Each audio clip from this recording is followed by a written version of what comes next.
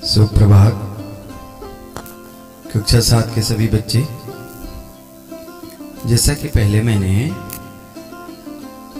9वें पाठ में आपको 9वें पाठ का प्रश्न उत्तर इसके पहले वाले कक्षा में बताया, आज मैं आपको 10वें पाठ का शब्द और अर्थ जो है बताऊंगा। ये 10वां पाठ निम्बतरु साक्ष्यम कहते हैं कि पुरा एकस्मिन् ग्रामे मनोहरः धर्मचन्द्रः द्वे मित्रो प्रतिवशतः, यानी प्राचीन काल में एक गांव में मनोहर और धर्मचंद्र दो मित्र रहते थे। फिर कहते हैं तौ वेद सात धनम अर्जयित्वा नातवन्तौ तौ वचारितवन्तौ यद गृहे इदम धनम सुरक्षितम न स्यात्। वे दोनों विदेश से धन कमाकर लाए। उन दोनों ने विचार किया कि घर में यह धन को उन्होंने यह धन जो है घर में सुरक्षित नहीं है। उन्होंने एक वृक्ष की जड़ में गड्ढा करके उसमें उसे रख दिया। एवं विस्मृश्य तद धनम एकस्य वृक्षस्य मूले गर्त्वाम विद्या निक्षिप्तवन्तौ। आगे कहते हैं कि द्वयोर मध्ये परस्परम मत्यक्तम अभवत्, यानी आगे कहते हैं कि दोनों के बीच आपस में एक मत हुआ कि जो यत् इसमें आवश्यकता भविष्यति स अपरेण सह आगत्य निष्कासयति, यानी जिसको धन की आवश्यकता होगी वह एक दूसरे के साथ आकर निकाल देगा। आगे कहते हैं मनोहर सरल सत्यनिष्ठ चासी।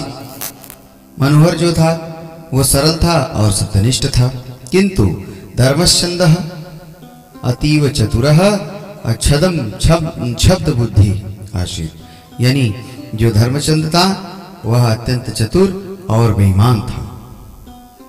आगे कहते हैं धर्मचंद अन्येद्यु निवृत्तम गत्वा सर्वम धनम आहुतवान, यानी धर्मचंद दूसरे दिन जाकर छिपाए गए उस धन को, सारे धन को ले लिया। ततस्य धर्मचंद मनोहरम अवोचत। उसके बाद धर्मचंद मनोहर से कहा, मित्र चलतु किंचित धनम आहर्तव्यम, चलो कुछ धन लाना चाहिए। कहते हैं कि ततस्तौ विवदमानो राजनम प्रति, नहीं कहते हैं द्वौपि वृक्षस्य अंतिकम आगतवन्तौ तत्र धनम नाशीत, यानी दोनों वृक्ष के पास गए, वहां धन नहीं था। आगे कहते हैं तत्र, फिर कहते हैं कि तत्र धनम नाशीत धर्मचंद्र मनोहरम अक्षिप्तवान यत्नेन धनम आहुतमिति, यानी जब उन लोगों को धर्मचंद्र ने मनोहर पर आक्षेप लगाया कि उसने धन चुराया है। फिर आगे कहते हैं कि ततस्तौ विवदमानो राजनम प्रति आगच्छत, और तत्पश्चात दोनों में झगड़ा हुआ और राजा के पास दोनों लोग गए।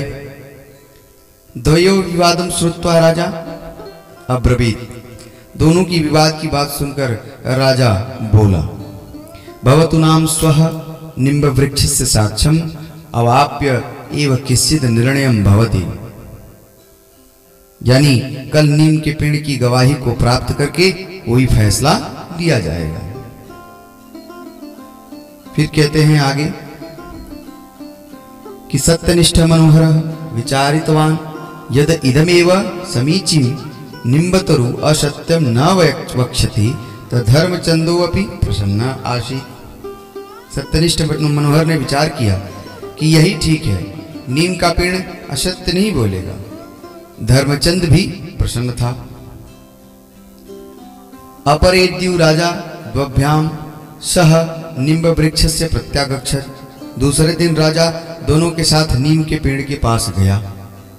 तैसह समुत उत्सुकनाम जनानाम समर्दयपि आसीत, यानी वे सब बड़ी उत्सुकता से उन लोगों ने भीड़ भी थी। वे सब सत्य जानना चाहते थे। ते सर्वे सत्यम ज्ञातु वांछन्ति स्म। आगे कहते हैं कि राजा निम्ब वृक्षम पृष्ठवान। राजा ने नीम के वृक्ष से पूछा, हे नीम्बदेव, हे नीब महोदय, कथय धनम केन अपहृतम। धन किसके द्वारा चुराया गया। आगे कहते हैं मनोहरेण, यानी मनोहर के द्वारा। यह स्वर नीम की जड़ से आया। इति निम्बा मूलस्वरम प्रकटितः। यह स्वर नीम की जड़ से आया। आगे कहते हैं एतत् श्रुत्वा मनोहरः वाष्पकंठः रुरोद अब्रवीत च। यानी यह सुनकर मनोहर के द्वारा यह स्वर नीम के जड़ से हुआ। यह सुनकर आंसुओं से रुधे हुए कंठ वाले मनोहर ने कहा, कि महाराज एष निम्बतरु असत्यम वक्तुम नार्हति। अत्र काचित् छदमयो जना वर्तते, अहम सद्य एव प्रमाणितम करोमि। यानी कहा, हे यह नीम का पेड़ असत्य नहीं कह सकता। यहाँ कोई छद योजना में है, मैं शीघ्र ही प्रमाणित कर सकता हूं। यानी कोई आड़ से कुछ बोल रहा है, मैं उसको प्रमाणित कर सकता हूं।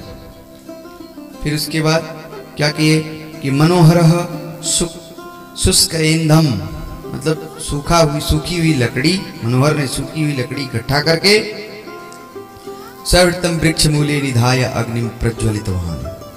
यानी उस पेड़ के वृक्ष, उस नीम के पेड़ के वृक्ष के नीचे अग्नि प्रज्वलित कर दी। फिर उसके बाद तत्कालमेव वृक्ष मूलात् रक्षतु रक्षतु इति स्वर संयोग श्रुत्वा। यानी अग्नि प्रज्वलित करते ही तत्काल ही वृक्ष की जड़ से रक्षा करो ऐसा स्वर संयोग सुना। राजा ने सैनिका नाम आदिष्टवान। राजा ने सैनिकों को आदेश दिया। कहते हैं तत्रयो अपि भवेत स्तम बहि आनयुतः सैनिकाः वृक्षकोटरे स्थितं जनम बहि अनीतवन्तः। यानी राजा ने सैनिकों को आदेश दिया, वहां जो भी उसको बाहर लाओ, सैनिक वृक्ष की कोटर में स्थित व्यक्ति को बाहर लाए। फिर उसके बाद तम दृष्टवा सर्वे विस्मृता आसन, और उसे देखकर सभी लोग आश्चर्य चकित हो गए, क्योंकि यते ही स धर्मचंद्रस्य वृद्ध पिता आसीत। वह कौन था? वह धर्मचंद्र का भी बूढ़ा पिता था। उसके बाद राजा सर्वम अपि ज्ञातवान। राजा ने सब कुछ जान लिया। सपितरम पुत्रस्य कारागारे निक्षिप्तवान, और उस राजा और उसके पिता को, उस राजा ने पिता और पुत्र दोनों को जेल में डाल दिया। अपि च तत्सर्वं धनम सुपुरस्कारम मनोहाराय सर्मप्यः तम सभा जितवान। यानी तब उसके बाद और वह सारा धन पुरस्कार सहित मनोहर को समर्पित करके राजा ने उसे पुरस्कृत किया। यानी उस चोरी के कारण जो है वो दोनों पिता और पुत्र पकड़े गए। इसी के साथ ये पाठ जो है 10वां वाला समाप्त होता है। आप इसे कुछ सुनेंगे और अपनी उत्तर पुस्तिका में लिखेंगे। धन्यवाद।